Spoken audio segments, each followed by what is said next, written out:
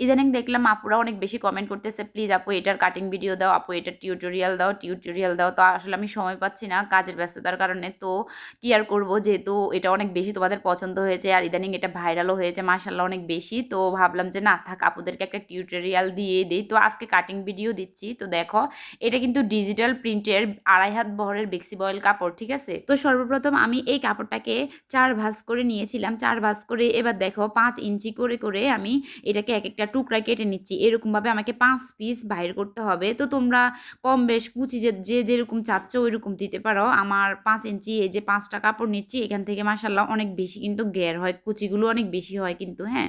তো এটা নেওয়ার পরে এবার আমরা ওই যে উপরে সিনাতে দেই যে ওইটার জন্য এবং ফুলগুলো বানানোর জন্য এই যে এখানে 7 ইঞ্চি কাপড় আবারও 4 ভাঁজ থেকে নিয়ে নিলাম। এবার আমি 2 হাত বহরের এই যে ভিতরে আমি একটা কাপড়ের সাথে যেটা জয়েন্ট করি ওইটার জন্য আমি 2 হাত বহরের একটা কাপড় নিয়েছি, ওইটাকেও 4 ভাঁজ করে 4 ইঞ্চি করে করে 3টা পিস কেটে নিলাম, হ্যাঁ।